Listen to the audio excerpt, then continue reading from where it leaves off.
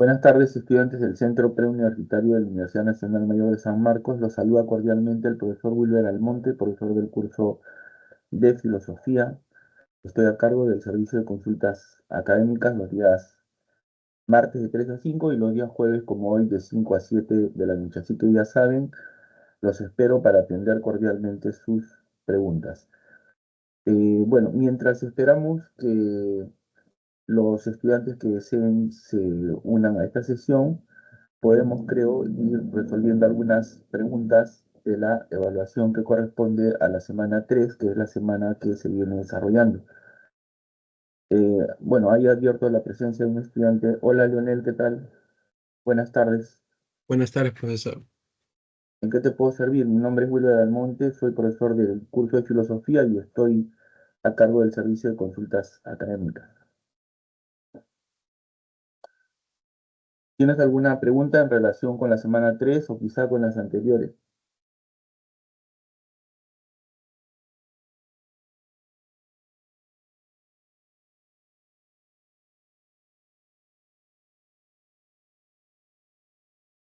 ¿Podría hacer la dos de propuestos, por favor? Sí, claro. Dame un segundo, por favor, para buscarla separada de esta semana y compartirla, ¿ya?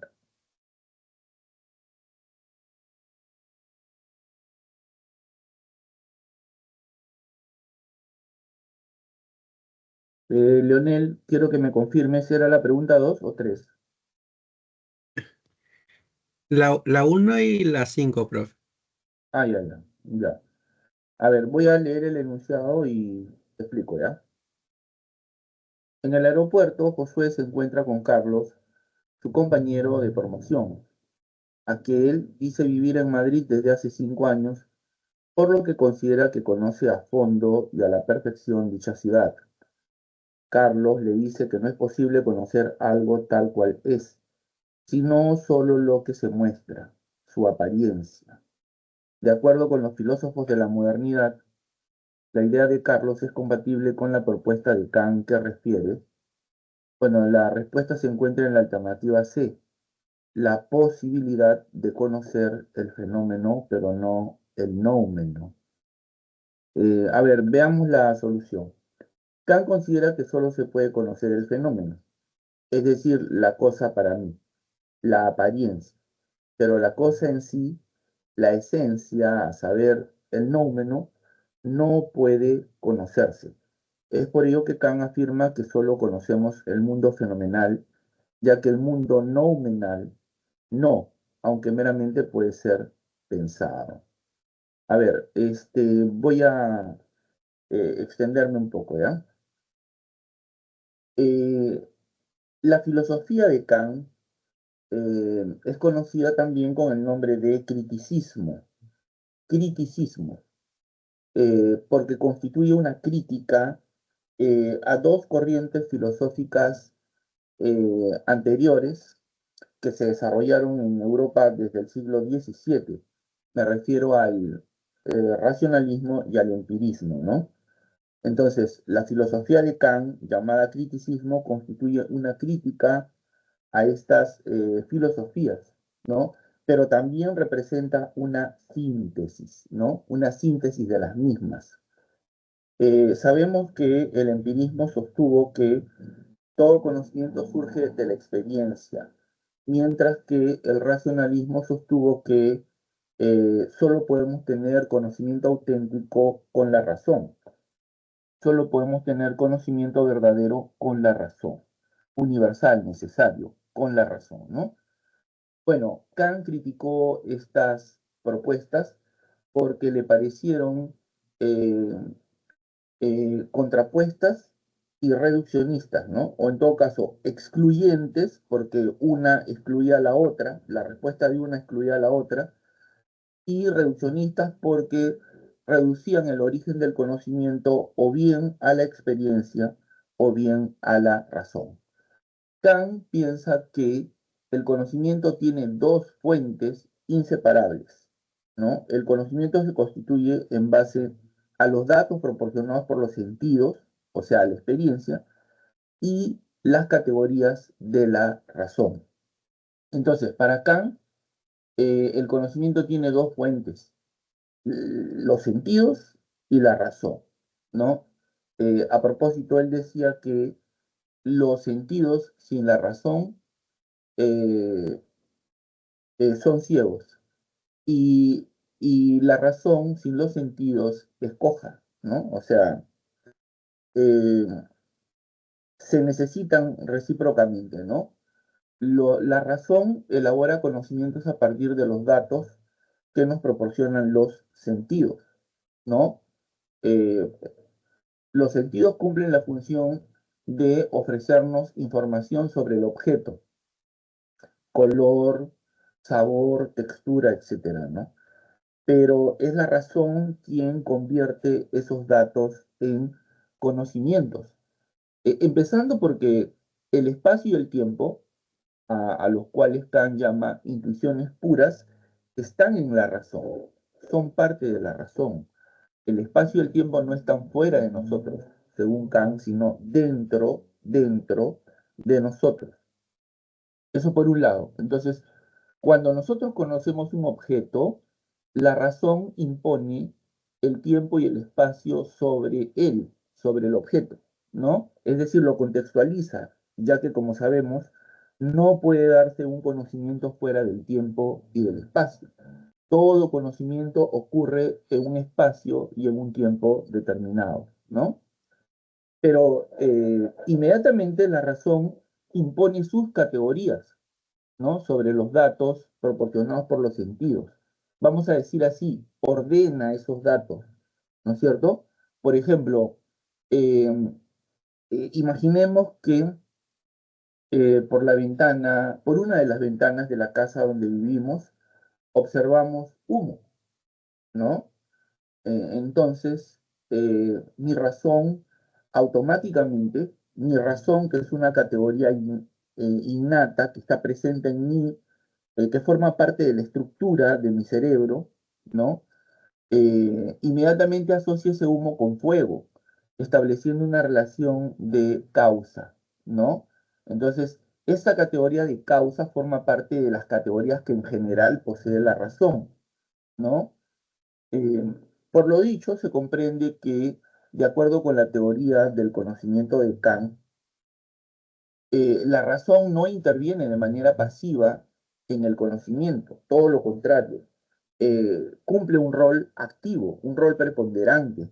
Por eso es que se dice que Kant es el mentor del giro copernicano en la filosofía, ¿no? El giro copernicano debe entenderse como la postura que señala que en el conocimiento lo determinante no es el objeto, sino el sujeto. El sujeto es quien determina el conocimiento. El sujeto es el elemento determinante en el conocimiento. Leonel, no sé si hasta ahí está claro. Sí, profesor. Termino con esto. Mira, por lo dicho, entonces, según Kant, nosotros solo conocemos los fenómenos de las cosas, ¿correcto? Nosotros solo conocemos los fenómenos de las cosas. ¿Por qué? Porque no puede darse ningún conocimiento fuera de la experiencia. Ningún conocimiento puede darse fuera de la experiencia. Eso Kant lo saca de los empiristas, ¿no? Pero a la vez, ¿no? Sostiene que solo la razón puede constituir conocimientos necesarios y universales. Eso lo toma del racionalismo, ¿no? Por eso se dice que su filosofía es una síntesis, ¿no? Del empirismo y del racionalismo. Entonces, nosotros solo conocemos los fenómenos de las cosas. Por ejemplo, conozco eh, de qué color es la pizarra del aula en la que estudio, ¿no es cierto? Sé que mi novia tiene ojos azules, por decir, ¿no? O verdes, o marrones, o negros, ¿no? Que su cabello es marrón, o negro, o rubio, no sé, ¿no? Este, entonces, toda esa información forma parte del mundo fenomenal que nosotros conocemos, ¿no? Lo que ocurre, dice Kant, es que muchos filósofos, y aquí está presente su crítica a la metafísica tradicional, han querido saltarse a la garrocha los pasos del conocimiento. ¿Cuáles son los pasos del conocimiento? Primero los sentidos y después la razón. Primero los sentidos y después la razón. Pero los filósofos metafísicos han querido pasar por alto, ¿no es cierto?, este orden y han querido llegar directamente al noumeno, directamente a la esencia de las cosas, ¿no? Llegar directamente a la cosa tal como es en sí misma, pasando por alto los sentidos, los datos de la experiencia, ¿no? Es así como, por ejemplo, filósofos como Tomás de Aquino, ¿no? Decía que podemos, o mejor San Agustín, ya San Agustín decía que podemos llegar directamente al conocimiento de Dios, ¿no? O del alma, ¿no? Pero el alma y Dios no son objetos de nuestra experiencia empírica, ¿no? Entonces, para Kant, tal cosa es imposible, ¿no? Por eso es que él criticó a la metafísica tradicional, rechazó la metafísica tradicional y sostuvo que el hombre solo puede conocer los fenómenos de las cosas, pero no al noumeno, ¿no? Porque el noumeno, o sea, la esencia de las cosas, está más allá de la experiencia y es inaccesible a la razón. El noumeno no se puede conocer. ¿Se entendió, Leonel?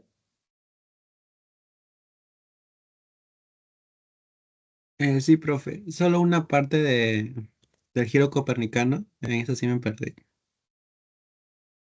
El giro copernicano, mira, la idea de giro copernicano se establece por comparación a lo que ocurrió con Copérnico, ¿no? Tú sabes que Copérnico sostuvo que no es la Tierra, sino el Sol, el centro del universo, ¿no?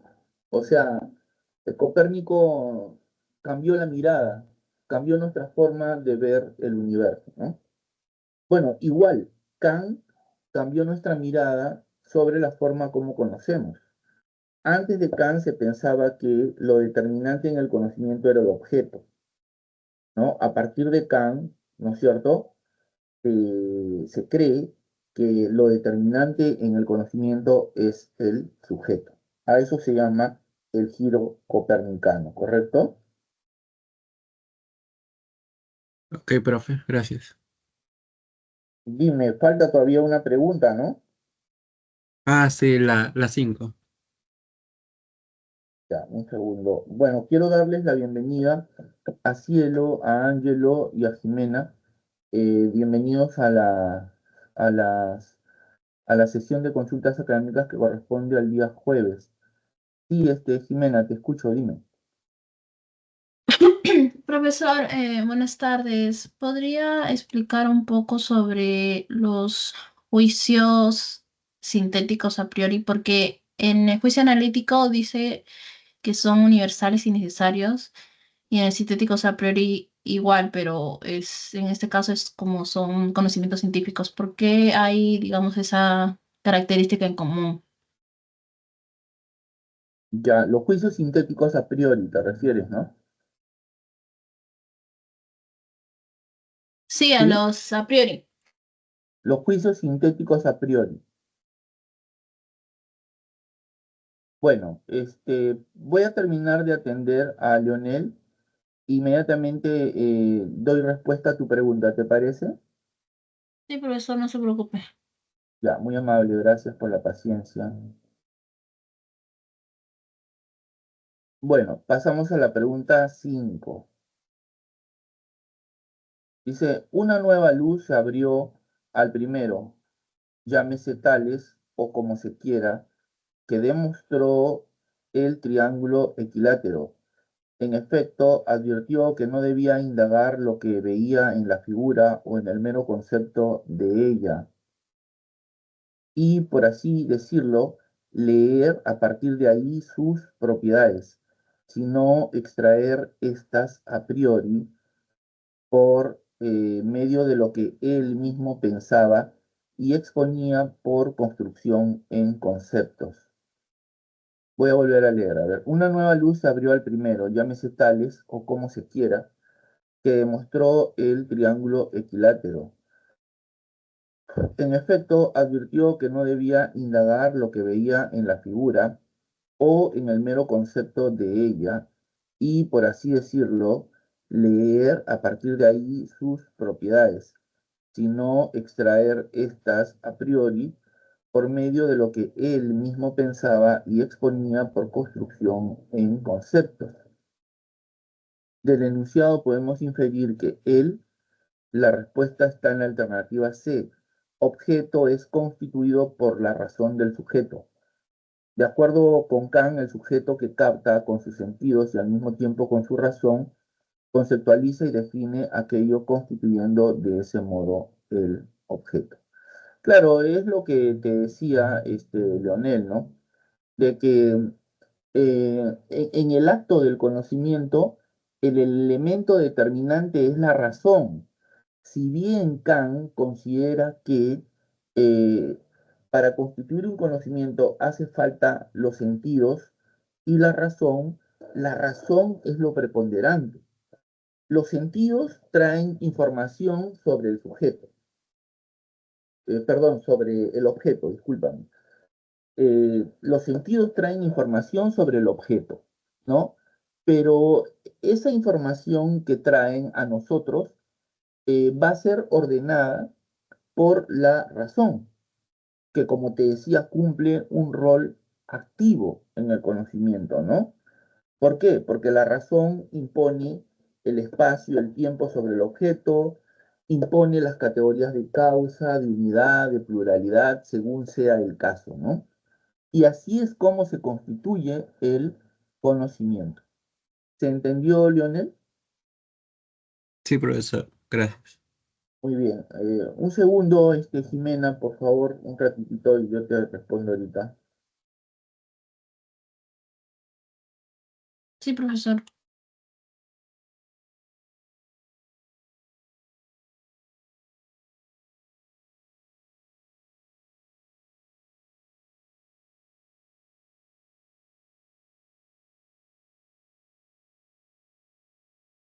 Bueno, ahora sí, ¿cuál era tu pregunta, Jimena? Perdóname, por favor, lo que pasa es que eh, necesito que me reiteres nuevamente la pregunta para responderte.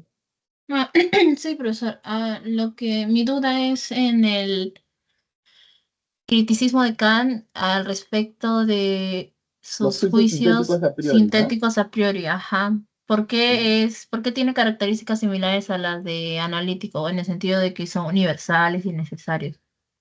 Ya, mira, ya, a ver, te voy a explicar. Pero para ello, eh, bueno, no sé si es que se puede compartir una pizarra acá.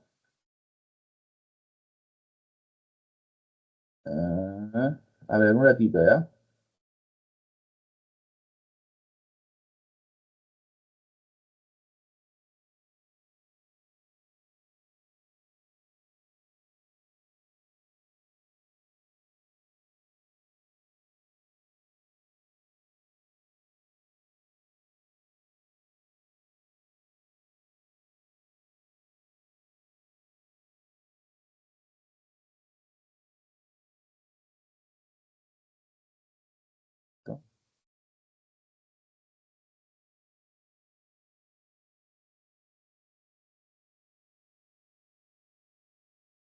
¿Se puede ver la pizarra que estoy compartiendo?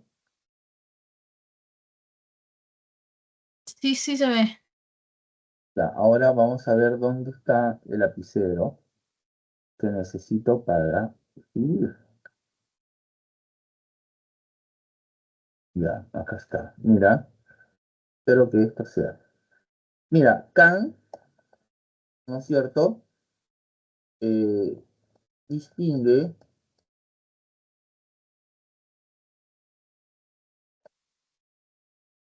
distingue varias clases de juicios, ¿ya? Varias clases de juicios. Uy, ¿qué pasó ahora? Kant distingue varias clases de juicios, ¿ya? A ver, por ejemplo, hay un tipo al que llama juicios analíticos, ¿ya? Y hay otros que llama sintéticos, ¿ya? ¿Cuáles son las diferencias? Los juicios analíticos son a priori. ¿Sabes qué quiere decir a priori? Antes de la experiencia, ¿no? Claro, antes de la experiencia, ¿no? Antes de la experiencia. O sea, no necesitan de la experiencia para validar su verdad, ¿no? O para determinar su verdad, ¿no? Pero por otro lado son universales y necesarios, ¿correcto? Son universales y necesarios. eh, Son aquellos en los que el predicado está en el sujeto. O sea, el predicado no aporta nada nuevo al sujeto. Ejemplo, el triángulo tiene tres lados. Como puedes ver, el sujeto de esta oración es triángulo, ¿no? Y el predicado tiene tres lados. Pero el predicado está contenido en el sujeto, porque ¿qué cosa es un triángulo? ¿No es acaso una figura de tres lados? Si no fuera así, no sería un triángulo, ¿no es cierto? Entonces, esa es la característica de estos juicios. Eh, Son juicios en los que el predicado está contenido en el sujeto. El predicado no te aporta ningún conocimiento nuevo al sujeto. Son tautológicos, o sea, te dicen lo mismo, ¿correcto? Pero su verdad se determina sin recurso a la experiencia, claro, pues el triángulo tiene tres lados, ¿es verdadero? Sí, pues, ¿no? O sea, es lógico, ¿no? Es obvio, no necesitas que nadie te lo demuestre, ¿no? Te basta solamente con realizar un simple examen con tu razón y ya está, ¿no? Sabes que eso es verdadero, ¿no? O como, por ejemplo, los hombres casados no son solteros. Bueno, también, pues es obvio, ¿no? No necesitas que nadie te lo demuestre. ¿No es cierto? ¿Se entendió se entendió, ¿no Sí, es sí, cierto? sí se entiende. Muy bien. Ahora, los juicios son a posteriori. O sea, a posteriori significa después de la experiencia, ¿cierto? Después de la experiencia. Es decir, que verdad requiere de la experiencia, ¿no es cierto? Por otro lado, son contingentes, ¿no? O sea, pueden ser o no pueden ser y son relativos, ¿no? Contingentes y relativos.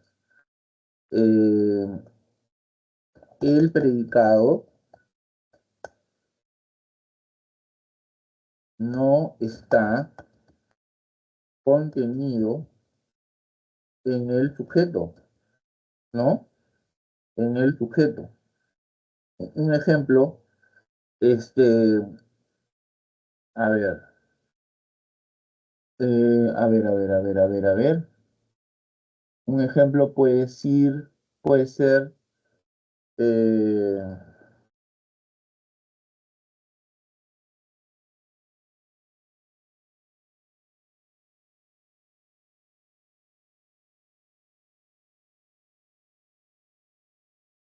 a ver, los, todos los metales se funden, ¿no? Vamos a poner aquí,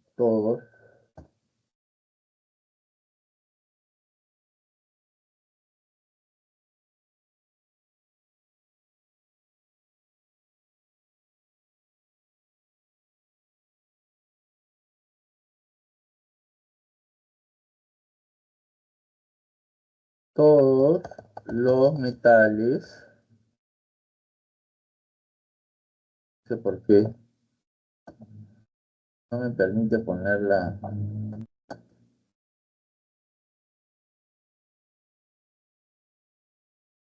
se funden con el calor, o se dilatan, ¿no? No me permite. Bueno, todos los metales se funden con el calor, ¿no? Ya no me permite hacer cambios, pero bueno. Hasta ahí está claro, ¿no? O sea, el predicado te dice algo nuevo sobre el sujeto, porque no es necesario que funden con el calor o se funden con el calor sea una característica de todos los metales, ¿me entiendes? Además, la verdad de una proposición como esta hay que determinarla de manera empírica, o sea, habría que hacer un experimento, ¿no? Echar al fuego el cobre, plata y cuantos metales existiesen para ver si es que todos se funden con el calor, ¿me entendiste? Sí, profesor. Ya, ahora vienen los, los juicios sintéticos a priori, ¿no? Los juicios sintéticos, no me deja poner la T, no sé por qué. Sin, no me deja poner la T.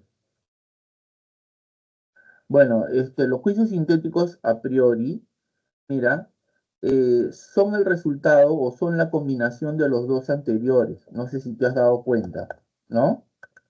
¿Te diste cuenta? Sí, sí, por el sintético y el a priori. Claro, exacto, ¿no? ¿Sabes qué voy a, no puedo trabajar con esta pizarra. No puedo porque no me permite hacer cambios. Y además no me deja copiar la tecla T, no sé por qué.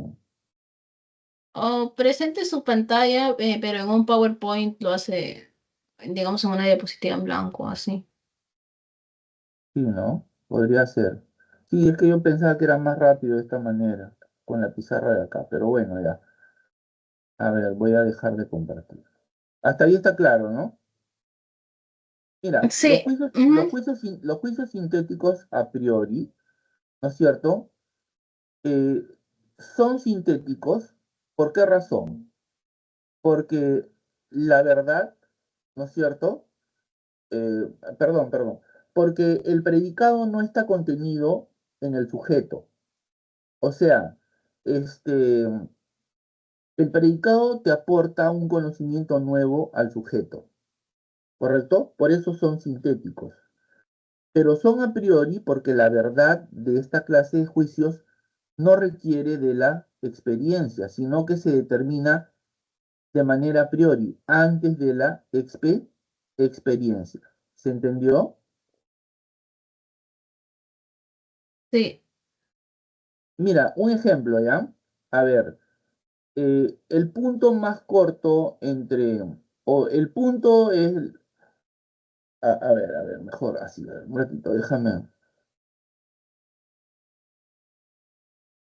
La distancia más corta entre dos puntos es la línea recta, ¿no? O al revés, la línea recta es la distancia más corta entre dos puntos, ¿no? O sea, ahí, por ejemplo, tú no necesitas de la experiencia para saber que eso es verdadero, ¿no? Para saber que la distancia más corta entre dos puntos es la línea recta, no necesitas de la experiencia. En ese sentido, ese juicio es a priori, ¿no? Pero es sintético porque el predicado no está contenido en el sujeto, ¿correcto? No está contenido en el sujeto. Y esos son los juicios que según Kant hacen posible la ciencia, hacen posible la ciencia. Acuérdate que Kant, ¿no es cierto? Eh, Estableció una filosofía o creó una filosofía a la que llamaron criticismo porque critica tanto al empirismo como al racionalismo, ¿no? Eh, Según Kant, el empirismo y el racionalismo son excluyentes porque sus respuestas se excluyen mutuamente y son reduccionistas porque reducen, por ejemplo, el origen del conocimiento a una sola fuente, o bien la razón o bien la experiencia. Pero el conocimiento surge de ambas fuentes, o sea, de los sentidos y de la razón. Según Kant, no puede haber conocimiento sin la participación de los sentidos y la razón. Ahora bien, Kant eh, tomó del empirismo la idea de que todo conocimiento surge de la experiencia. No hay ningún conocimiento que pueda darse al margen de la experiencia. Eso lo tomó del empirismo, ¿no? Por eso la frase de Kant, Hume me despertó de mi sueño dogmático, ¿no? La lectura de Hume me despertó de mi sueño dogmático. O sea, le agradece a Hume, que era un representante del empirismo, ¿no? Haberle hecho ver las cosas con la claridad deseada, ¿no? Pero a la vez no está de acuerdo con el empirismo de que no podemos llegar a verdades universales, no podemos llegar a verdades universales y necesarias, porque acuérdate que los empiristas niegan la existencia de las ideas innatas, ¿no?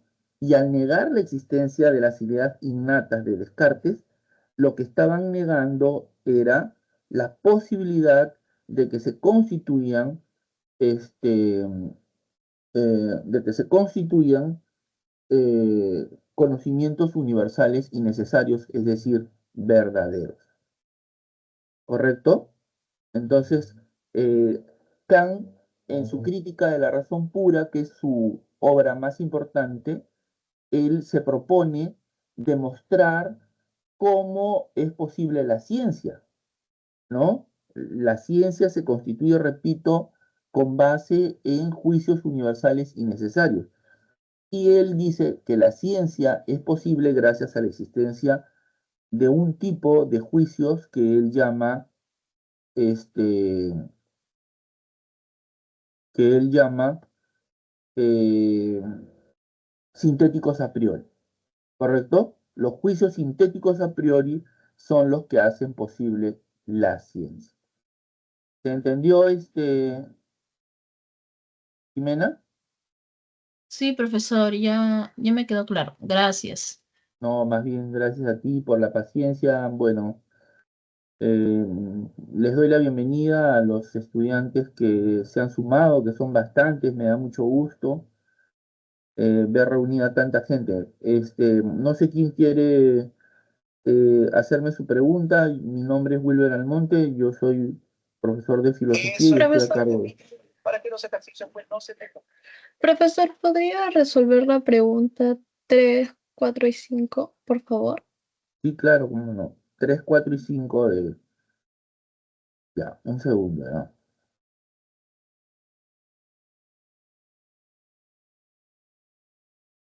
A ver, vamos a la pregunta 3. Jaime es un niño de 8 años que suele imaginar muchas cosas. La semana pasada dibujó un monstruo de 2 cabezas, 2 brazos y 2 piernas. Cuando su papá vio el dibujo con preocupación preguntó, ¿por qué has dibujado eso? ¿Lo has visto? Y el niño contestó, no papá, me lo imaginé yo. Más tranquilo por la respuesta, el papá le dijo, qué bueno, pensé que lo habías visto. Entonces ese dibujo, esa idea plasmada en ese papel es falsa. De acuerdo con los filósofos de la modernidad, la afirmación del padre coincidiría con la propuesta de Hume que consiste en que la respuesta está en la alternativa B. Toda idea tiene una correspondiente impresión. A ver, veamos la solución. Dice, para Hume toda idea debe tener su correspondiente impresión. Aquella que no la tiene es una idea falsa. A ver, te explico, ¿ya? Te voy a explicar. Mira, Hume era un filósofo empirista y como tal, él sostiene que el conocimiento surge de la experiencia, ¿no? De la experiencia. Todo conocimiento nace de la experiencia. Ahora bien, para hablar en términos más humeanos, de Hume, él sostiene que nuestro conocimiento, o mejor, nuestras percepciones son de dos clases, ¿ya? Nuestras percepciones son de dos clases, impresiones e ideas. Impresiones e ideas, ¿correcto?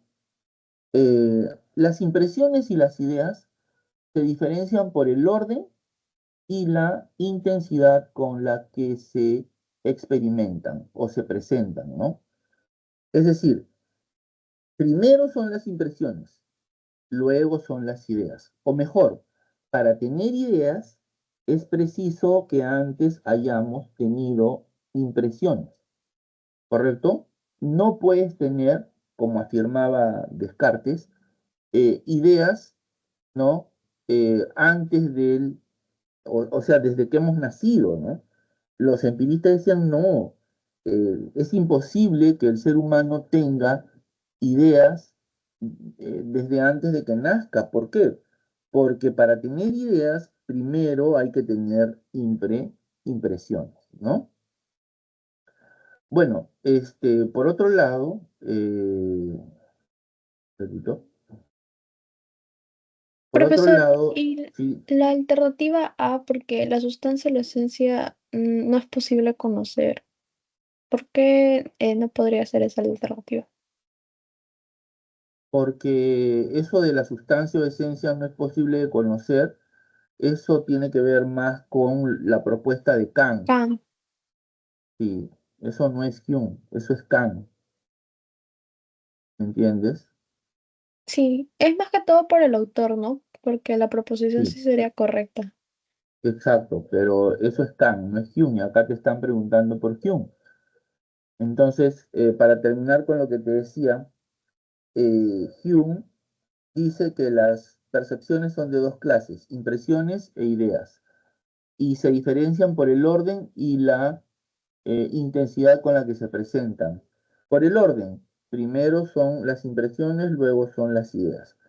¿Cuáles de estas se presentan o se experimentan con mayor intensidad? Obviamente las impresiones, porque no es lo mismo estar frente a un objeto que luego recordarlo, ¿no? O sea, no es lo mismo estar frente a una pelota que luego recordar cómo era la pelota con la que jugué fútbol en el parque, ¿no? ¿Me entiendes? Entonces, eso es lo que dice Hume, ¿no es cierto? Eso es lo que dice Hume. Eh, entonces, la pregunta claramente te lleva pues a lo que él propone, ¿no es cierto? La respuesta es, toda idea tiene una correspondiente impresión, ¿no? Bueno, vamos a la siguiente. Me pediste la 4 y la 5, ¿no? Sí, Pregunta 4. No existen ideas que estén en nosotros desde el nacimiento, ya que no hay nada que esté en la mente que no haya pasado antes por los sentidos. Así, el tacto, el olfato, la vista, el oído y el gusto proporcionan conocimiento únicamente cuando interactúan con el mundo exterior. Repito, no existen ideas que estén en nosotros desde el nacimiento, ya que no hay nada que esté en la mente que no haya pasado antes por los sentidos. Así, el tacto, el olfato, la vista, el oído y el gusto proporcionan conocimiento únicamente cuando interactúan con el mundo exterior. Del enunciado podemos inferir que del empirismo, la idea del sabor cítrico que se posee en la mente se explica. La respuesta está en la alternativa A, por la experiencia de haber probado tal sabor alguna vez. Para los empiristas, todo aquello que pase por los sentidos es experiencia y por ende abre paso al conocimiento. Claro, esta pregunta está bien sencilla, ¿no? O sea, lo que te dice es de que eh, no podemos tener ningún conocimiento sin, eh, sin, eh, sin la experiencia, ¿no? O sea, la experiencia es la que hace posible el conocimiento, lo que da origen a un conocimiento, ¿no? O sea, si tengo la idea del sabor cítrico, Es obvio que antes he probado una fruta, digamos, cítrica, ¿no? ¿Me entiendes? Esa es la idea. 5. Una nueva luz se abrió al primero, llámese Tales o como se quiera, que demostró el triángulo equilátero. En efecto, advirtió que no debía indagar lo que veía en la figura o en el mero concepto de ella, y, por así decirlo, leer a partir de ahí sus propiedades, sino extraer estas a priori, por medio de lo que él mismo pensaba y exponía por construcción en conceptos, ¿no? Vuelvo a leer. Una nueva luz se abrió al primero, llámese Tales o como se quiera, que mostró el triángulo equilátero. En efecto, advirtió que no debía indagar lo que veía en la figura o en el mero concepto de ella y, por así decirlo, leer a partir de ahí sus propiedades, sino extraer estas a priori por medio de lo que él mismo pensaba y exponía por construcción en conceptos. Del enunciado podemos inferir que el objeto es constituido por la razón del sujeto. La respuesta está en la alternativa C de caso. Veamos la solución. De acuerdo con Kant, el sujeto que capta con sus sentidos y al mismo tiempo con su razón, conceptualiza y define aquello, constituyendo de ese modo el objeto. Claro, o sea, lo que quiere decir esta pregunta es que, según Kant, todo conocimiento surge de los sentidos y la razón. Eso es lo que quiere decir, ¿no? Los sentidos y la razón. Los sentidos proporcionan información sobre el objeto, ¿no? Nos brindan información sobre el objeto. Y la razón ordena esa información proporcionada por los sentidos, ¿no? La ordena y la convierte en un conocimiento. Se puede inferir que para Kant, en el conocimiento, el elemento determinante es el sujeto, o mejor, la razón del sujeto. ¿Por qué? Porque la razón es la que hace posible los conocimientos universales y necesarios, ¿no? Sin la razón no podríamos tener conocimiento, ¿no? A pesar que, como dije, los sentidos, ¿no?, nos proporcionan información del objeto, ¿no? Pero esa información llega a nosotros, ¿no? Digamos, de manera desordenada. Y quien se encarga de ordenar esa información es la razón. Porque, por ejemplo, según Kant, desde que nacemos, eh, nuestra razón está estructurada de tal manera que cuando conocemos, la razón proyecta sobre el objeto el espacio y el tiempo. Mira, esto es importante porque para Kant el espacio y el tiempo no están afuera de nosotros, sino están dentro de nosotros, ¿no? Son parte de la estructura de nuestra razón, ¿no? La razón proyecta el espacio y el tiempo sobre el objeto, o sea, lo contextualiza, ¿no? Ningún conocimiento es posible fuera del espacio y el tiempo, ¿no? Todo conocimiento se presenta o se da en un espacio y en un tiempo determinado, pero ese espacio y ese tiempo lo pone la razón, ¿correcto? Por otro lado, después de haber, después de haber eh, digamos, establecido el espacio y el tiempo, la razón pone en el objeto las categorías, ¿no? La razón impone sus categorías sobre los datos de los sentidos, ¿no? Por ejemplo, impone la categoría de causa, ¿no? Ordena esa información en una relación de causa-efecto, ¿no?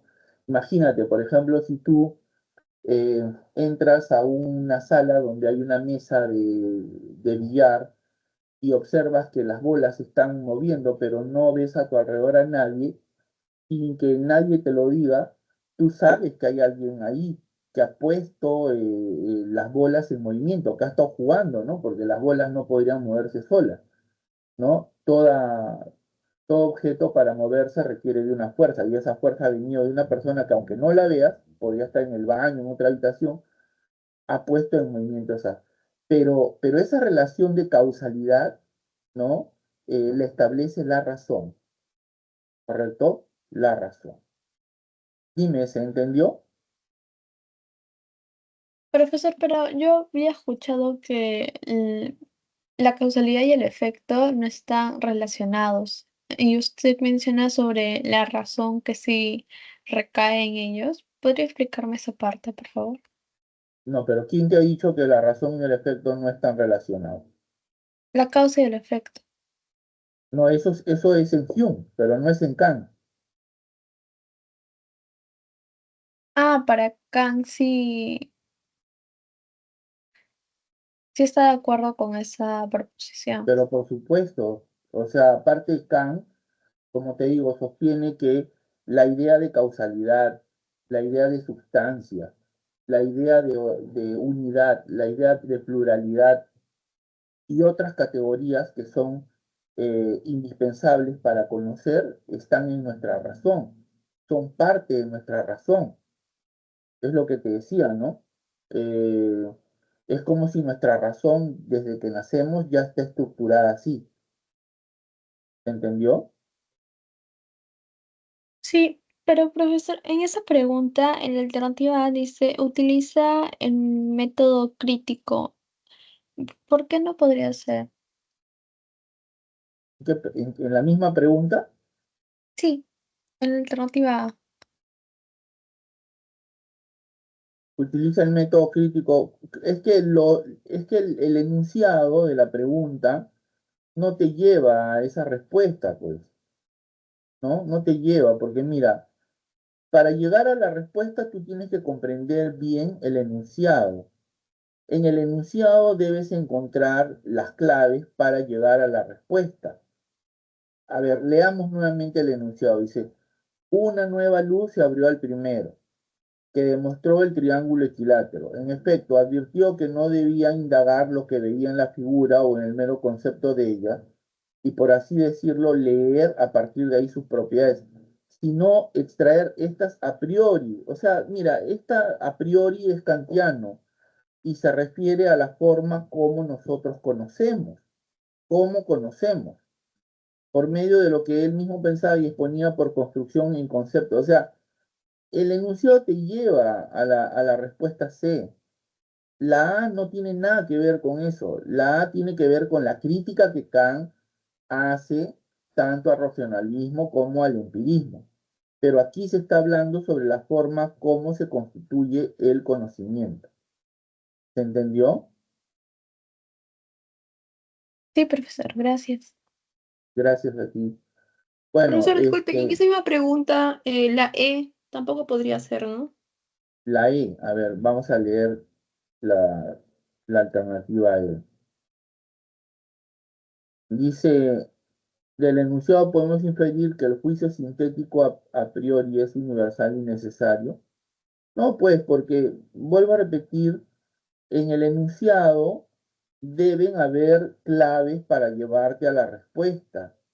Y aquí en el enunciado no hay ninguna clave que te lleve, ninguna palabra que te lleve a juicio sintético a priori, ¿no? Ninguna. Aquí se está hablando sobre la forma como se constituye, cómo surge el conocimiento, cómo surge el conocimiento, ¿no? Cómo se establece el conocimiento. Por eso la respuesta es la C, ¿correcto? Sí. Muy bien, bueno, le doy la bienvenida a Yaruni, a Alexandra, a José Gustavo, a Ángelo Ramírez, a Cielo, que están esperando también para hacer sus preguntas quizá. No sé, a ver, prendan sus micrófonos o escríbanme, por favor, y yo ¿Se podría explicar las encantado. 7, por favor? Sí, claro, claro.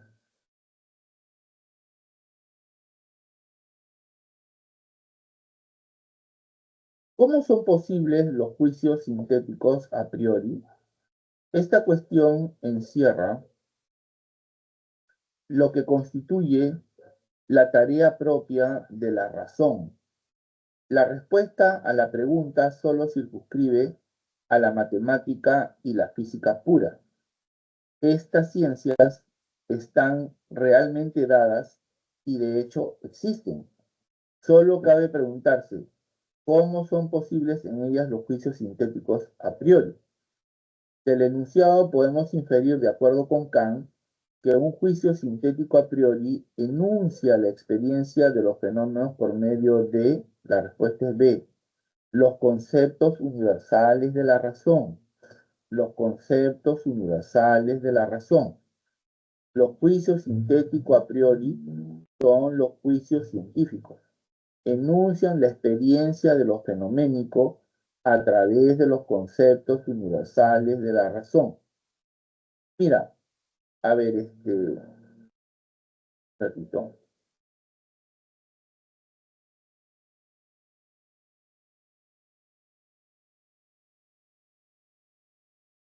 Un ratito, ¿verdad?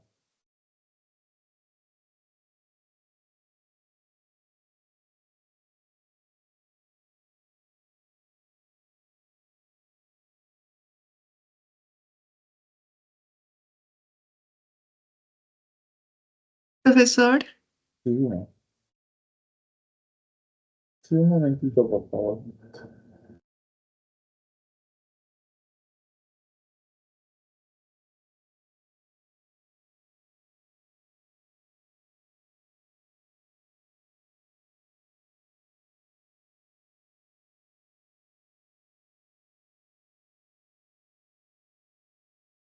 Un ratito, ¿verdad?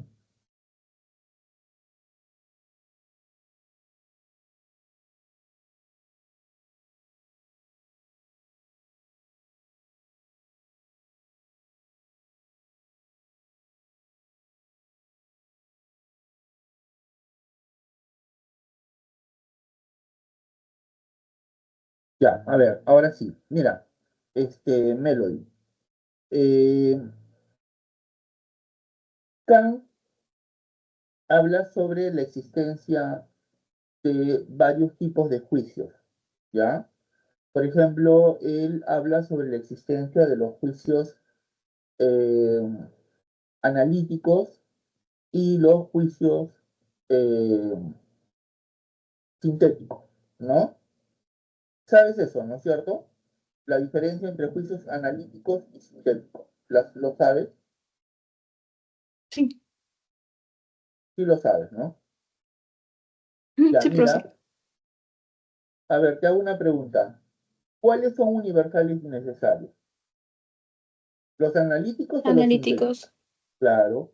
Los sintéticos son contingentes, son relativos, ¿no? ¿No es cierto? Te pregunto, ¿en cuáles de ellos el predicado está contenido en el sujeto? Analítico. Claro, ¿no? Un ejemplo, el triángulo tiene tres lados. El triángulo tiene tres lados, ¿no? El predicado tiene tres lados, está contenido en el sujeto, porque por definición un triángulo es una figura de tres lados, ¿correcto? ¿Estamos de acuerdo? Sí. Muy bien.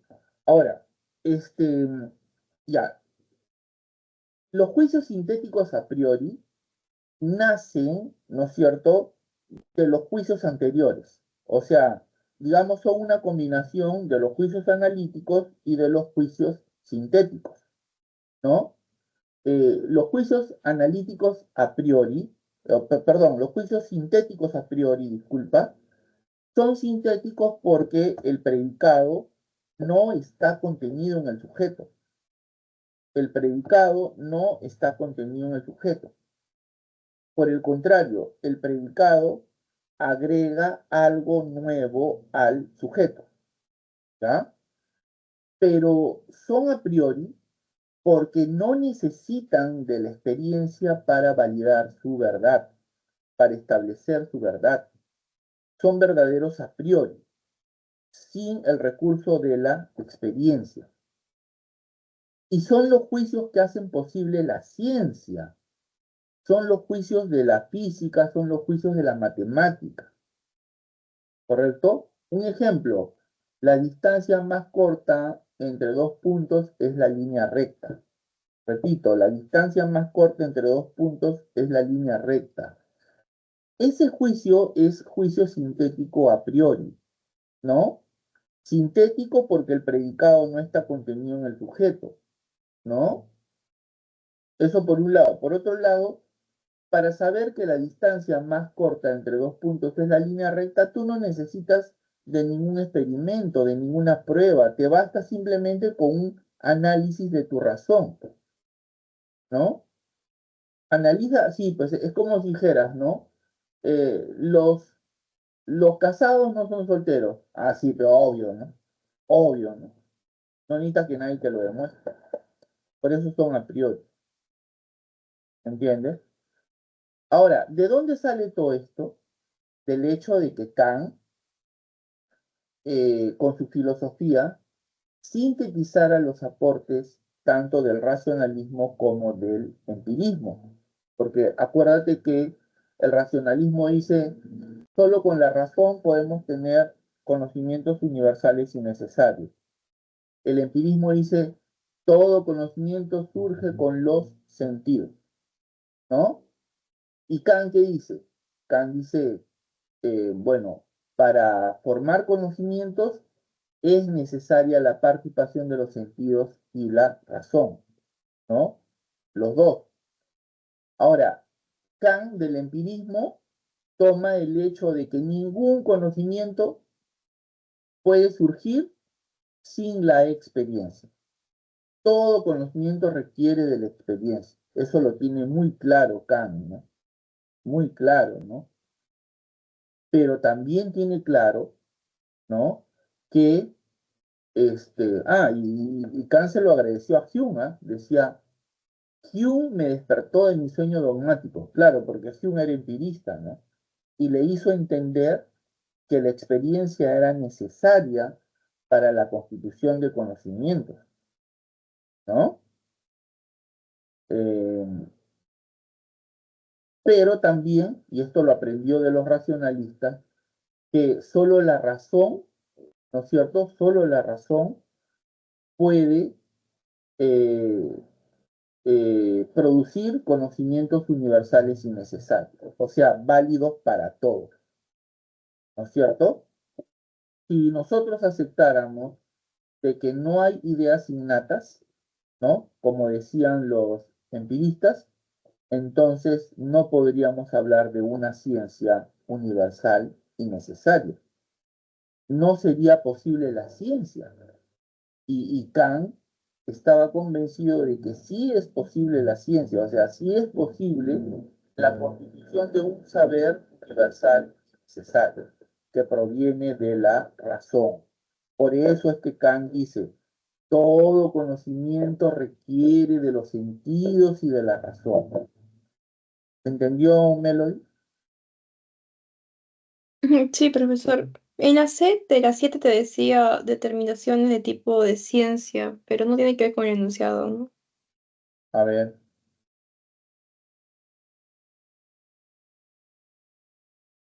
¿Se ve lo que estoy presentando? La pregunta 7. No, no está compartiendo. A ver, un ratito.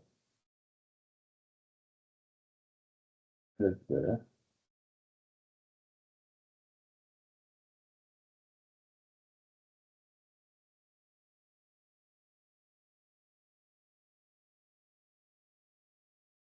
¿Y ahora se ve?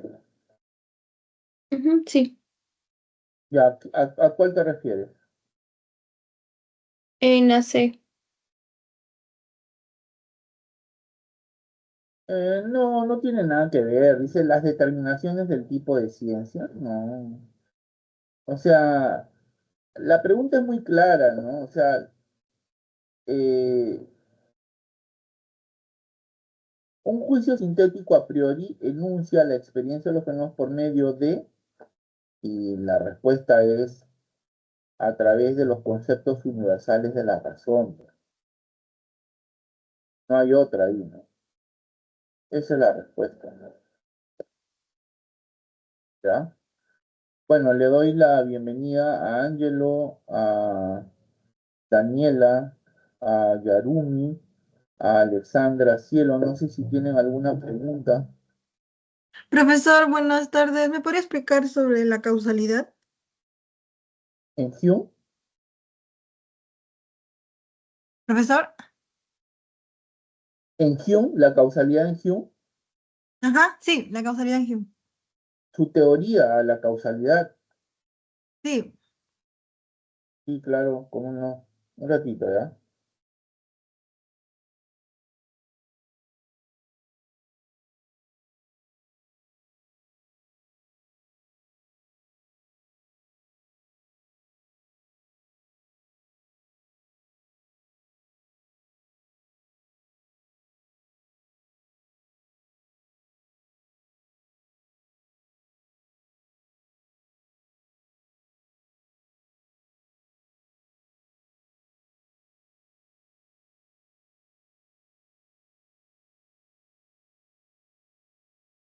Bueno, ya. Mira, Hume, como filósofo empirista que era, sostiene que todo conocimiento surge a partir de impresiones. Para que hayan ideas, ¿no? Es decir, para que haya conocimiento, tiene que haber, tiene que haber habido primero impresiones. Primero impresiones, después ideas. ¿Hasta ahí está claro? Primero impresiones, después ideas. ¿Está claro, Daniela? ¿Hasta ahí? sí, profesor. Ya, ahora, mira, tú tienes la idea de una guitarra porque has visto una guitarra antes, ¿no? La has tocado, ¿no? La has mirado, ¿no? Tienes la idea de una pelota porque antes la has visto, la has pateado, has jugado con ella, ¿no? Sabes cómo es un carro, tienes la idea de un carro porque antes lo has visto, te has subido en él, bueno, eh, pero de la causalidad no tenemos ninguna impresión. O sea, yo sé que una pelota puede ser roja, azul, ¿no? Puede ser de cuero, de plástico. Sé que un carro puede ser rojo, puede ser azul, puede ser, qué sé yo, ¿no? Pero yo no he visto a la causalidad, no sé cuánto pesa, no sé cómo es la causalidad, ¿no? Eh, entonces, la causalidad no se asienta en ninguna impresión. Eh, pero si de la causalidad no tenemos ninguna impresión, ¿por qué hablamos de la causalidad? Y Hume dice, hablamos de la causalidad solo por hábito, solo por costumbre. O sea, la idea de causalidad, que en realidad es una falsa idea, ojo con eso, es una falsa idea, surge de la costumbre de ver que siempre que prende fuego sale humo, ¿no? Si prende fuego sale humo. Entonces asocias esos fenómenos en una relación de causalidad, pero no es que la causalidad exista. La causalidad no existe, es una falsa idea, ¿no? De la causalidad no tienes ninguna impresión, ¿no? Por eso es una falsa idea. ¿Se entendió, Daniela? Sí, profesor, ya me quedó claro. Muy bien, no sé si hay alguna otra pregunta.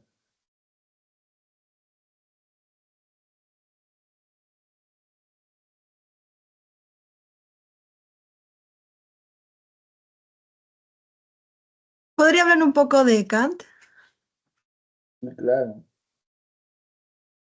El objeto y el sujeto de Kant. Eso me pregunta Ángelo. Ya, a ver, mire. Mm, a ver, un ratito, ¿ya? Un segundo.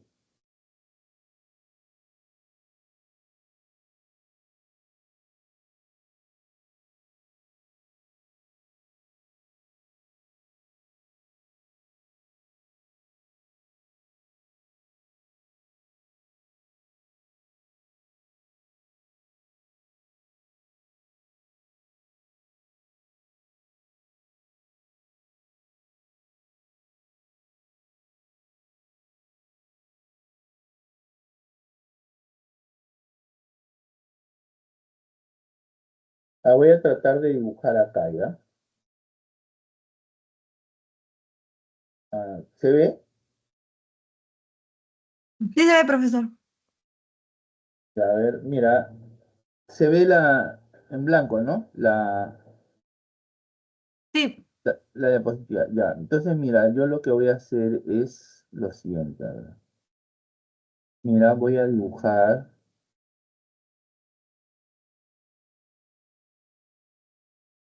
a un niño, o en todo caso a una persona. ¿Se ve lo que estoy dibujando? sí, profe, sí se ve. Ya, mira, estoy tratando de hacer mi máximo esfuerzo. Ya, mira, este es el sujeto y este es el objeto, ¿no? ¿No? Este es el sujeto. A ver, a ver, a ver. Vamos a poner así.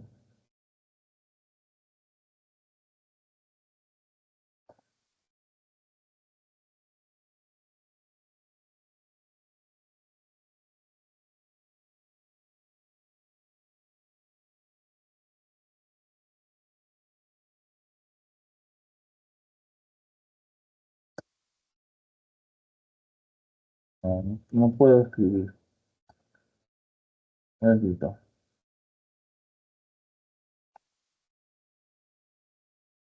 Escribir así no.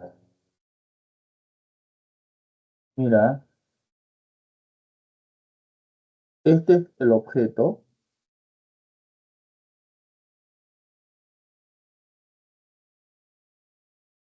El objeto.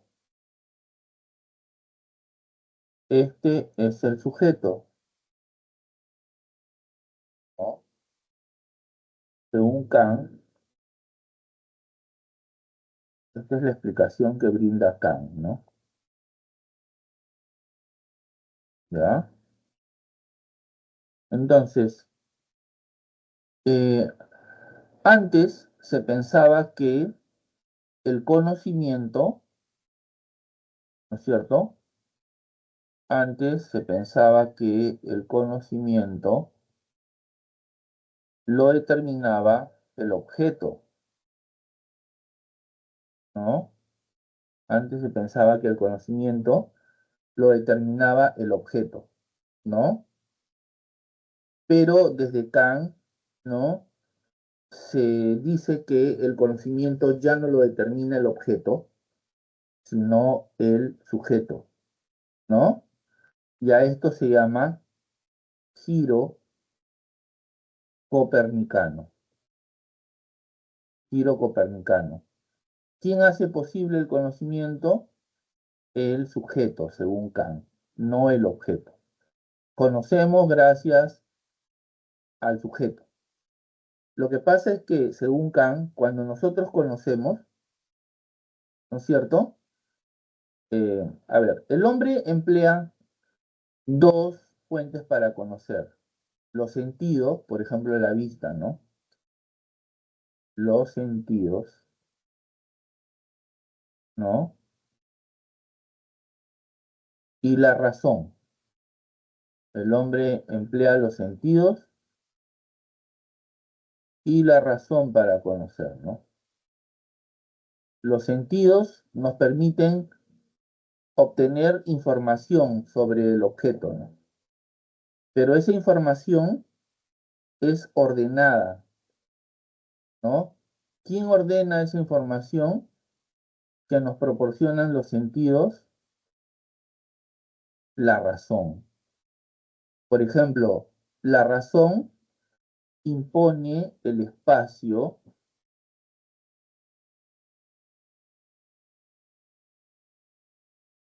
y el tiempo sobre el objeto, porque no puede haber ningún conocimiento fuera del espacio y el tiempo. Pero este espacio y este tiempo pertenecen a la razón. Por otro lado, la razón impone sobre el objeto las categorías. Profe, ¿cuál categorías? Por ejemplo, las categorías de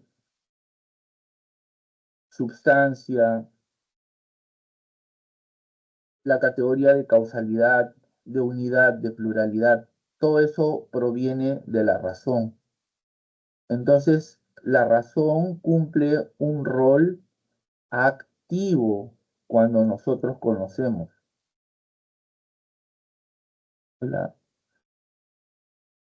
Cumple un rol activo, no cumple un rol pasivo, ¿correcto?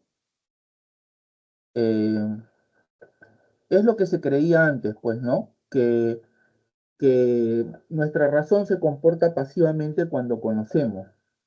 Es lo que ocurre cuando tú pones una hoja en una fotocopiadora, ¿no? O sea, la fotocopiadora se limita a copiar la hoja que has puesto, ¿no? Pero más nada, ¿no? Pero la explicación de Kant es distinta, ¿no? ¿Por qué? Porque él dice que cuando conocemos, la razón cumple un rol activo, ¿no? Ordena los datos que provienen a nosotros a través de la experiencia. ¿Correcto? ¿Se entendió? Sí, profesor. ¿No? Entonces, a ver, ¿a qué se llama el giro copernicano, Daniela? ¿O qué es lo que establece el giro copernicano? Que en el conocimiento, ¿qué es lo más importante? ¿El objeto o el sujeto, según Kant? El sujeto. Claro, el sujeto, ¿no? Según Kant, nuestra razón cuando conoce cumple un rol pasivo o activo. Activo. Otra pregunta, ¿el espacio y el tiempo, según Kant, están afuera del sujeto o en la razón del sujeto? En la razón del sujeto. Claro, la razón es la que proyecta el espacio y el tiempo sobre el objeto, ¿no? Y por ejemplo, la idea de la causalidad, ¿dónde está? ¿En el objeto o en la razón del sujeto? En la razón. Claro, así es. Muy bien. Lo has entendido, ¿ves? Profesor, ¿Eh? ¿y qué quiere decir con sapere aude? Sapere aude quiere decir atrévete a pensar. Atrévete a pensar por cuenta propia, con tus propias ideas. Eh, lo que pasa es que Kant fue de, un admirador de,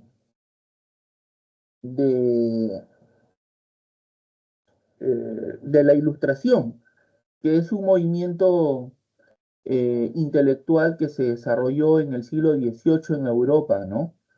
Es un movimiento de renovación cultural, ¿no? Eh, la Ilustración eh, echa por tierra muchas ideas que se tenían por verdaderas hasta ese momento, ¿no? Por ejemplo, se pensaba que todo gira en torno a Dios, el conocimiento proviene de Dios, etcétera, ¿no? Pero los ilustrados, que eran gente muy preparada, muy culta, dice de que Dios no es el centro, sino el hombre, ¿no? Y que, por ejemplo, el conocimiento no proviene de Dios, sino que debe estar determinado por el hombre, ¿no? Eh, por eso ahí viene, pues, ¿no? La frase de Kant, atrévete a conocer con tus propias ideas, no permitas que otros te impongan sus ideas, que te digan, mira, esto es verdadero porque está en la Biblia, no se puede contradecir esto porque está en la Biblia y contradecirlo significa contradecir al mismo Dios, ¿no? Kant dice, el hombre tiene que ser autónomo, tiene que ser libre, tiene que ser responsable de sus actos o de las consecuencias de sus actos, ¿no? Entonces, todo eso significa sapere aude, atrévete a pensar por cuenta propia, ¿no? Piensa con tus propias ideas, ¿no? Él quería que el hombre fuera autónomo, libre, ¿no? ¿Entendió? Sí, profesor, muchas gracias. Y los juicios, ¿cómo puedo diferenciar el analítico con el sintéticos a priori? Porque ambos dicen que son universales y necesarios. Los juicios, Sí, el ¿qué analítico y juicios? el analítico y el sintéticos a priori. Lo que pasa es que, mira, los juicios sintéticos a priori nacen de la unión entre los juicios analíticos y los juicios sintéticos, ¿cierto? Los juicios, repito, los juicios sintéticos a priori nacen de la unión de los juicios analíticos y los sintéticos, ¿ya? Los juicios eh, analíticos son universales y necesarios, al igual que los sintéticos a priori, pero hay una diferencia importante, que los juicios, que en los juicios analíticos el predicado está dentro del sujeto. Por ejemplo, ¿ya? Mira, un ejemplo de juicio analítico es el triángulo tiene tres lados. El predicado tiene tres lados, está dentro del sujeto triángulo. ¿Por qué? Porque todo triángulo por definición tiene tres lados. Si no los tuviera, pues no sería pues un triángulo, ¿no? Eh, digamos que son juicios tautológicos que te dicen lo mismo, o sea, lo mismo que ya está en el sujeto, ¿no?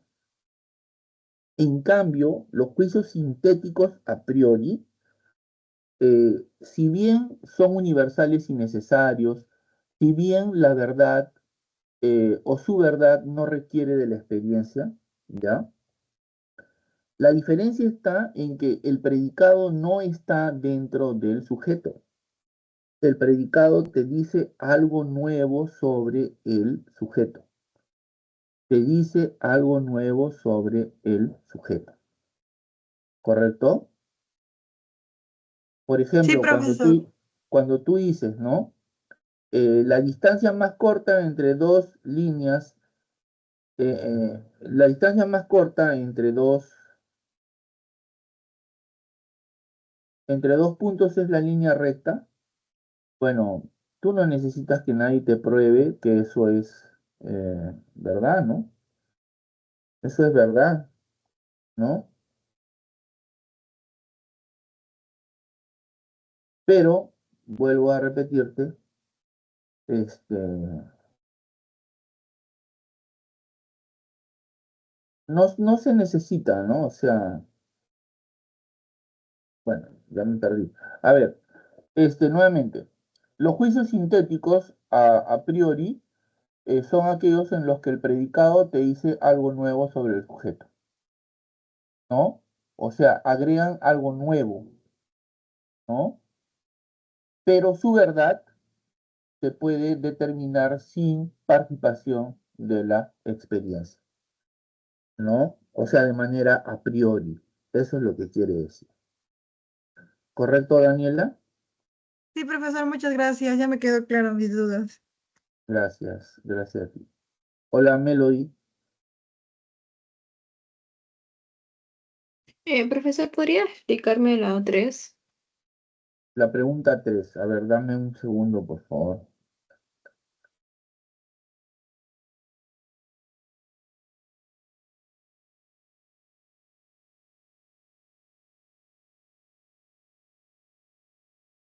Un segundo, ¿ya?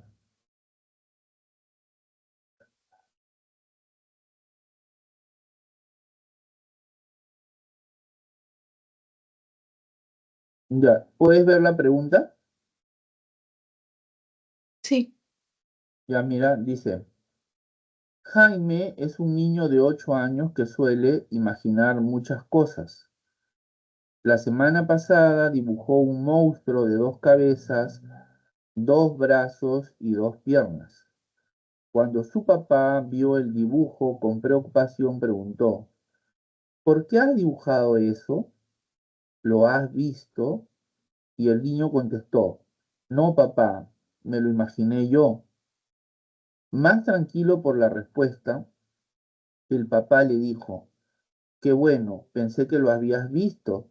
Entonces, ese dibujo, esa idea plasmada en ese papel es falsa. De acuerdo con los filósofos de la modernidad, la afirmación del padre coincidiría con la propuesta de Hume, que consiste en que la respuesta está en la alternativa B. Toda idea tiene una correspondiente impresión. Para Hume, toda idea debe tener su correspondiente impresión. Aquella que no la tiene es una falsa idea, ¿no? Como en el caso de ese monstruo de dos cabezas, dos brazos y dos piernas, ¿no?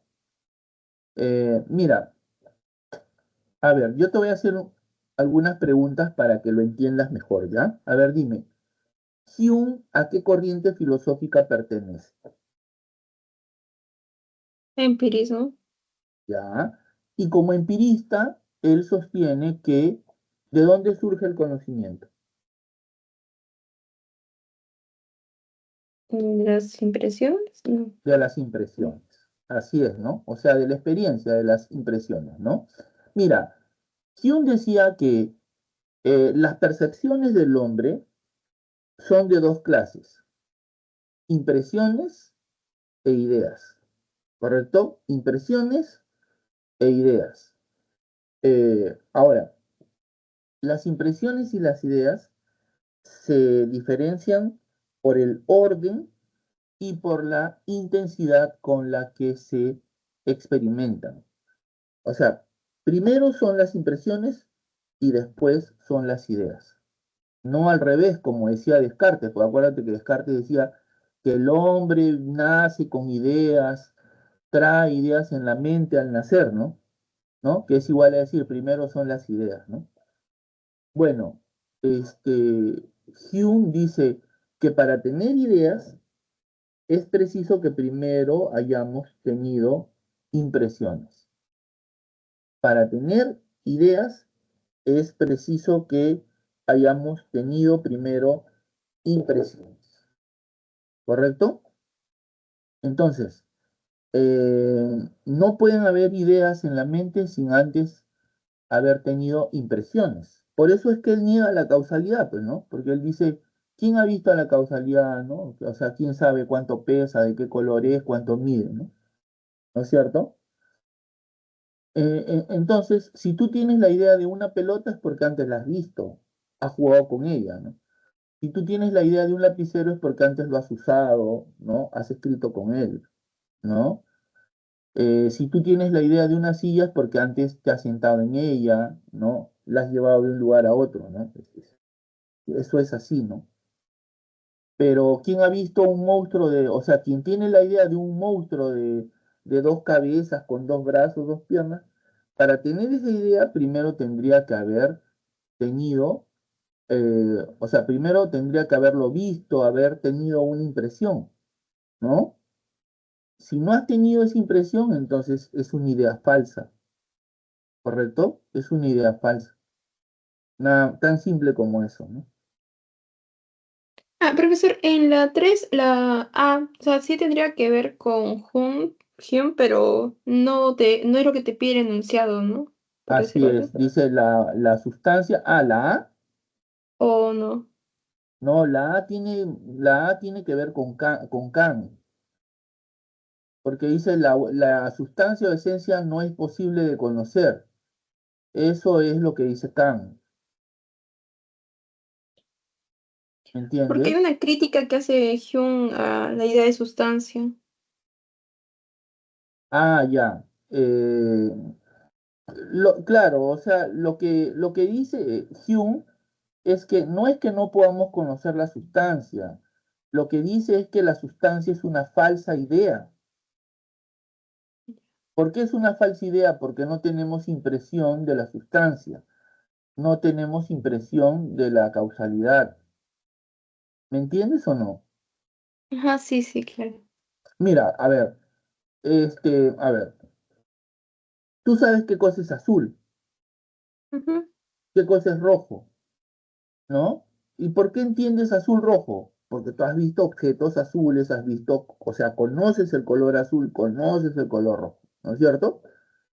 Tú tienes la idea de azul, de idea de rojo porque los has visto, ¿no es cierto? Pero, o sea, tú no puedes hablar de sustancia, de causalidad, porque nunca los has visto, ¿no? ¿Me entiendes? Ahora, si el hombre nunca los ha visto, no ha tenido ninguna impresión, ¿por qué a pesar de eso habla de causalidad? Solo por hábito, solo por costumbre, porque siempre que observas un fenómeno A, ves que a ese fenómeno A le sigue un fenómeno B. Por ejemplo, siempre que ves humo, ves fuego, ¿no? O siempre que ves fuego, ves humo. Entonces, asocias esos eventos en una relación causal, pero no es que la causalidad exista. ¿Entiendes? Ujú. Sí, profesor. A eso se refiere. Gracias, profesor. No, gracias a ti. Ya sabes que yo estoy hasta las 7. Me voy a quedar esperando. Si alguien desea ingresar, voy a estar aquí. ¿Ya? Cuídate.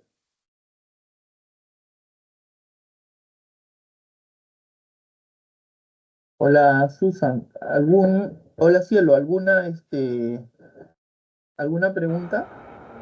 Sí, profesor, ¿me podría explicar por qué Hume menciona que la idea de sustancia es falsa? Ah, ya. Claro que sí. Te explico, ¿ya? La idea de sustancia y la de causalidad dice que son falsas ideas. Sí. ¿Ya? Este, a ver, cierra tu micrófono para que no haya interferencia. Y cuando yo te pregunte, lo prendes. Ya. Lo que ocurre es que Hume es empirista, como tú sabes, ¿no? Y como todo empirista, él sostiene que el conocimiento surge de la experiencia. Para hablar en un lenguaje más propio de Hume, las ideas surgen de las impresiones. O sea, para que uno tenga ideas, tiene que haber tenido impresiones. No hay ideas sin impresiones. Por ejemplo, si yo tengo la idea de una pelota, es porque antes he visto una pelota, he jugado con una pelota, he pateado una pelota, ¿no? Si yo tengo la idea de un lápiz, es porque antes he visto un lápiz, he escrito con un lápiz, ¿no? Si tengo la idea de un carro, es porque antes me he subido a un carro, he conducido un carro, qué sé yo, ¿no? O sea, no pueden haber ideas si no he tenido antes impresiones, ¿correcto? Eh, Acuérdate que es una propuesta contraria a Descartes, porque Descartes decía que los hombres nacemos con ciertas ideas, que la mente del hombre viene al mundo con ciertas ideas a las que llama innatas, que son la base del conocimiento, ¿no? Bueno, los empiristas, y como parte de ellos Hume, rechaza el innatismo de Descartes. Él dice, no pueden haber ideas, que es lo mismo que decir, no puede haber conocimiento si no hemos tenido antes impresiones, ¿no? Pero de la substancia y de la causalidad no tenemos impresión alguna, ¿no? Porque, por ejemplo, si hablamos de la sustancia, cuando hablamos de una rosa, que es igual a decir una sustancia, tú solo puedes hablar sobre su color, sobre el aroma que despide, ¿no? O sea, solo hablas sobre las propiedades, pero no sobre la sustancia misma, porque tú no has visto qué es una sustancia, ¿me entiendes? O por ejemplo, cuando tú hablas sobre la causalidad, en realidad solo estás hablando por hábito, por costumbre, o sea, por la costumbre de ver que siempre a un fenómeno le sigue otro. Por ejemplo, si ves humo, es porque hay fuego, ¿no? Siempre que hay fuego, habrá humo. Entonces tú asocias esos fenómenos en una relación causal, pero eso no significa que la causalidad exista. Para decirlo en términos más simples, tú no has visto nunca la causalidad, no la has visto caminando en la calle como has visto un perro, por ejemplo, ¿no?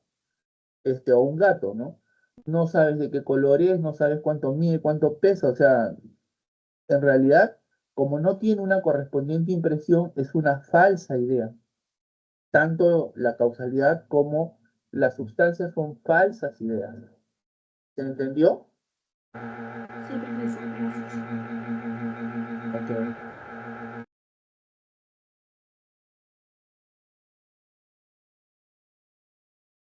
Buenas tardes, Clara. Bienvenida a la sesión de consultas académicas. ¿Alguna pregunta? Mi nombre es Wilber Almonte, soy profesor de filosofía. Profesor, buenas noches. ¿Qué tal? ¿En qué te puedo ayudar? ¿Podría explicar la uno de esta La semana? Claro que sí. Dame un segundo para... A ver.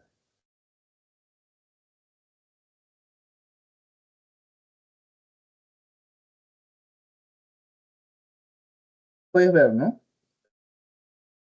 Sí, profesor. Ahí tengo una duda porque a mí me dieron como clave la A, pero yo creo que es la C.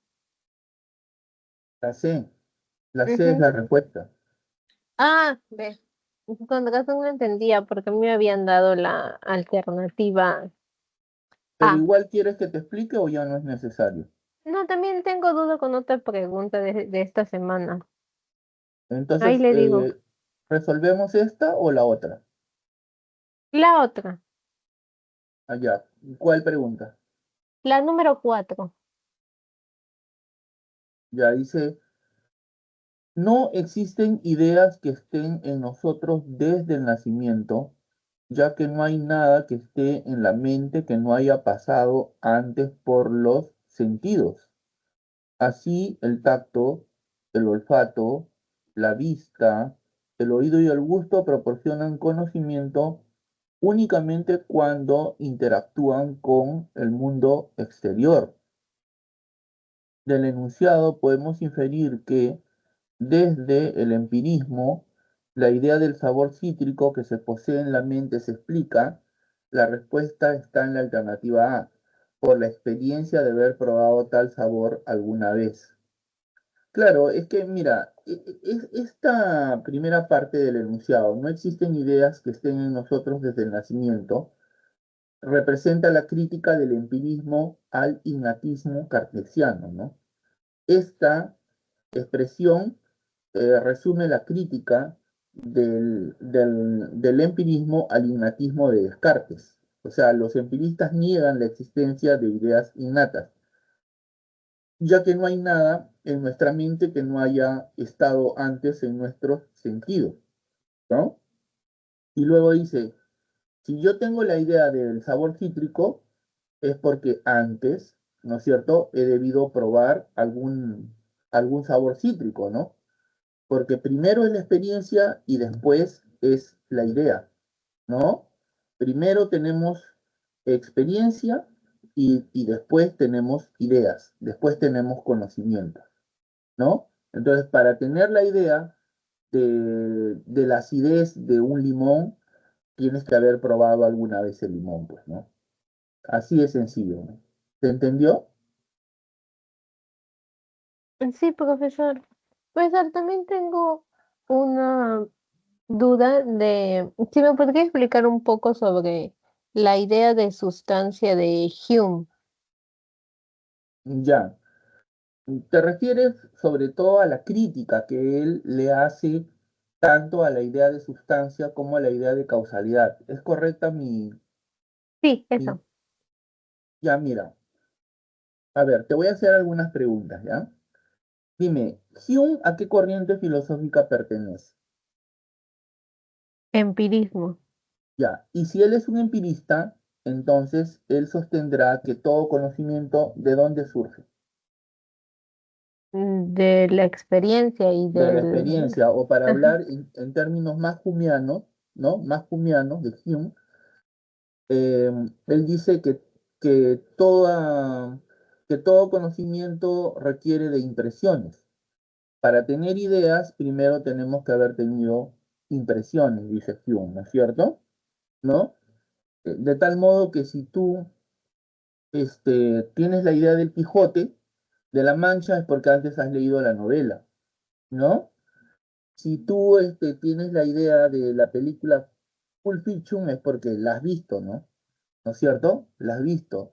Si tú tienes la idea de una pelota es porque antes has jugado con una pelota. Si tú tienes la idea de auto es porque antes has visto un auto, te has subido a un auto, ¿no? O sea, primero son las impresiones, después son las ideas. Pero, por ejemplo, cuando hablamos de la idea de sustancia, nosotros no sabemos qué es la sustancia.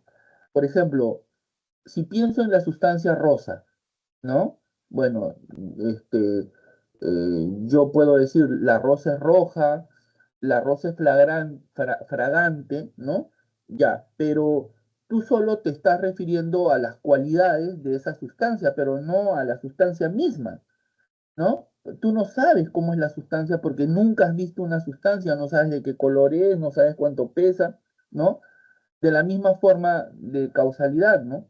O sea, todo el mundo habla de causalidad, pero nadie ha visto caminando por la calle a la causalidad, no sabe cómo es, ¿no? De qué color es, cuánto pesa, cuánto mide, ¿no?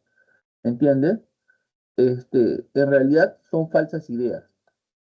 Para Hume, solo podemos tener ideas si antes hemos tenido impresiones.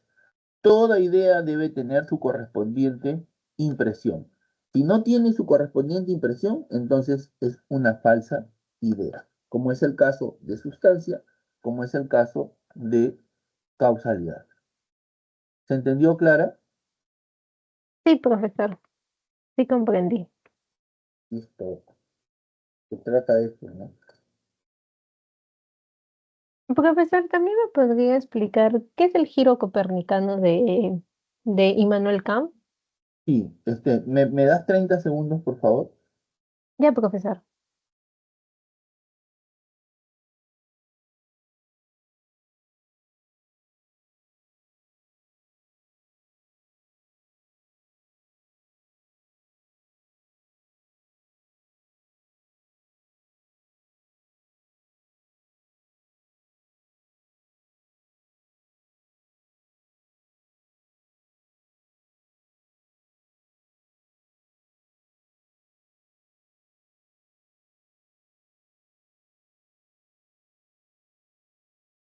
Ya, ahora sí, Clara, mira.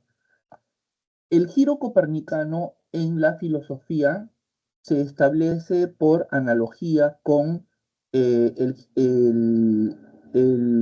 la propuesta de Nicola Copérnico de que el centro del universo no es la Tierra, sino el Sol, ¿no? Bueno, tú sabes que Copérnico cambió nuestra visión del universo, ¿no? Él sostuvo que no es la Tierra, sino el Sol el centro del universo, ¿no? Pues bien, en filosofía, el giro copernicano es la propuesta de Kant que establece que el elemento fundamental en el conocimiento no es el objeto, sino el sujeto. Hasta antes de Kant se pensaba que el conocimiento lo determina el objeto. Kant cambió nuestra visión y dijo, no, quien hace posible el conocimiento no es el objeto, sino el sujeto. ¿Se entendió hasta ahí? Sí, o sea, él era el sujeto porque el sujeto es el que va a utilizar tanto la razón como la experiencia, ¿verdad? Para ordenar el conocimiento, algo así. Porque utiliza la razón. Así es, porque utiliza la razón, ¿no? Porque utiliza la razón. Claro, es que Kant dice que cuando el hombre conoce, no lo hace de manera pasiva, sino que su razón interviene de manera activa en el conocimiento, ya que cuando tú conoces un objeto, la razón no se limita a copiarlo o a fotocopiarlo, ¿no? Si se quiere, sino que la razón impone sobre el objeto el espacio, el tiempo y las categorías. O sea, las categorías con las que ordena la información que los sentidos traen hacia nosotros. ¿Me entiendes? O sea, según Kant, el tiempo y el espacio pertenecen a la razón, están en la razón, no están afuera. Las categorías, como por ejemplo causalidad, sustancia, unidad, pluralidad, etcétera, están en la razón, ¿no? Y son necesarias para conocer, hacen posible el conocimiento, ¿no? Entonces, el conocimiento es posible gracias a la razón, ¿no? Cuando conocemos, lo fundamental no es el objeto, sino el sujeto. ¿Se entendió? Sí, profesor. Muy bien, Clara, yo ya me tengo que retirar porque mi horario los días jueves es desde las 5 de la tarde hasta las 7 de la noche. Yo te agradezco por tu participación y te invito a que sigas participando en las sesiones de consultas académicas. Mi nombre es Wilber Almonte, soy profesor de filosofía y estoy a tus órdenes cuando gustes, ¿ya? Gracias, profesor. Buenas noches. Gracias a ti, nos vemos.